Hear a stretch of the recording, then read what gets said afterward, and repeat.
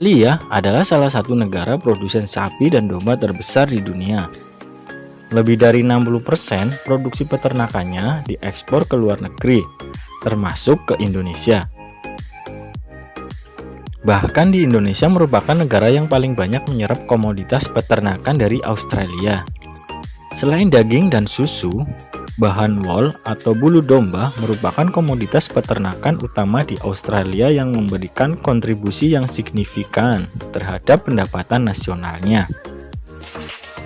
Peternak sapi dan domba di negara ini memang layak diacungi jempol, karena selain mempunyai produktivitas tinggi, juga mempunyai kualitas yang sulit ditandingi terutama oleh negara-negara berkembang. Tapi bagi teman-teman yang belum subscribe, silahkan tekan subscribe dulu ya guys, agar channel ini bisa semakin berkembang. Para peternak di Australia telah menerapkan teknologi budidaya yang tinggi, antara lain teknologi breeding, nutrisi ternak, budidaya tanaman pakan atau rumput, dan lain-lain. Selain itu, faktor-faktor pendukung lainnya seperti penyuluhan, sarana prasarana, dukungan investasi, dan lain-lain sangat kondusif, sehingga para investor dan petani bergairah dalam melaksanakan usahanya. Padahal di Australia tidak ada subsidi langsung yang diberikan pemerintah kepada petani. Pengelolaan pertanian dari hulu sampai hilir dilaksanakan oleh pihak swasta dan petani, tanpa campur tangan pemerintah. Beternak sapi di Australia memang benar-benar beda dibandingkan dengan di tanah air yang produktivitasnya masih rendah. Padang penggembalaan. Saat memasuki lokasi peternakan di Hamilton, di sebelah kiri dan kanan jalan adalah padang penggembalaan yang sangat luas. Sejauh mata memandang hanyalah padang rumput dan gerombolan sapi atau domba yang kekar, gemuk, sehat, dan gagah. Setiap petani umumnya memiliki lahan untuk padang penggembalaan sekitar 1000 hektar, dengan populasi sekitar 1000 ekor.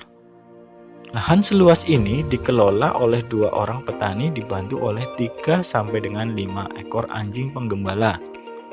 Atau setiap petani dapat memelihara sekitar 500 ekor sapi. Situasinya sangat berbeda dengan di tanah air, terutama di Jawa. Petani umumnya hanya memiliki 2-5 ekor sapi. Sapi umumnya dipelihara di dalam kandang dengan perawatan intensif dalam hal tenaga kerja. Tapi produktivitasnya masih rendah. Di Nusa Tenggara Barat, Nusa Tenggara Timur, dan Sulawesi Tengah memang ada padang penggembalaan sapi yang relatif luas. Tapi petani di sini umumnya membiarkan lahan dan sapinya hidup apa adanya, sehingga produktivitasnya juga rendah. Menurut penjelasan Dr. David Smith, guru besar lingkungan dari Universitas of Melbourne, lahan penggembalaan ternak di Hamilton umumnya didominasi oleh tanah-tanah yang berasal dari bahan volkan. Tanah ini umumnya mempunyai fiksasi P tinggi, sehingga budidaya pakan ternak atau rumput memerlukan pemberian pupuk P yang tinggi. Pemupukan P sangat berpengaruh terhadap produksi dan kualitas rumput yang akhirnya berpengaruh pula terhadap produktivitas ternak. David Jenkins, salah seorang petani, mengatakan bahwa biaya pembelian pupuk P merupakan biaya yang paling mahal dibandingkan dengan biaya produksi lainnya. Mekanisme pertanian. Pengelolaan lahan penggembalaan yang sangat luas tidak mungkin menggunakan tenaga manual. Apalagi upah kerja di Australia sangat mahal, sehingga solusinya adalah menggunakan peralatan mekanisasi seperti traktor dan lain-lain. Terutama untuk mengelola tanah, pemupukan, dan penanaman benih.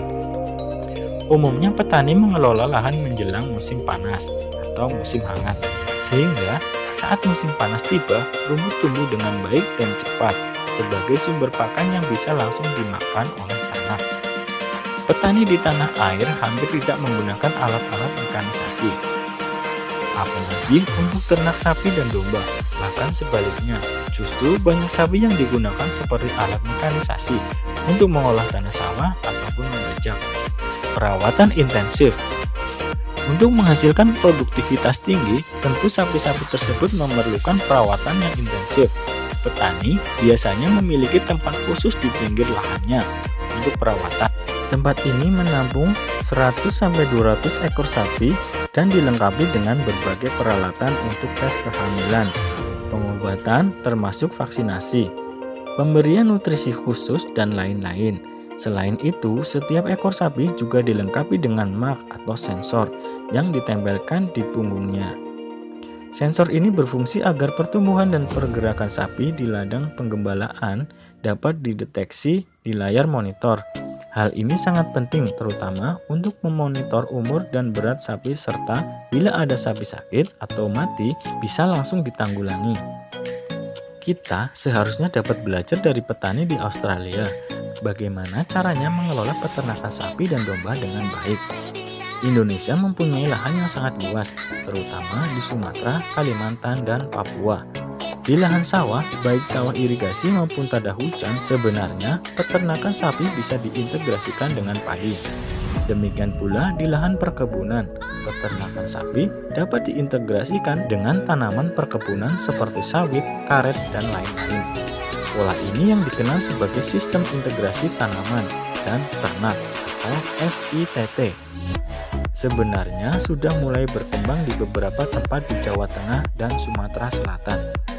Sistem ini termasuk sistem pertanian yang ramah lingkungan karena setiap limbah dari satu produksi dapat dijadikan input untuk produksi berikutnya atau dikenal sebagai zero waste. Demikian tadi informasi tentang peternak sapi ala petani Australia. Semoga informasi tadi bermanfaat. Terima kasih.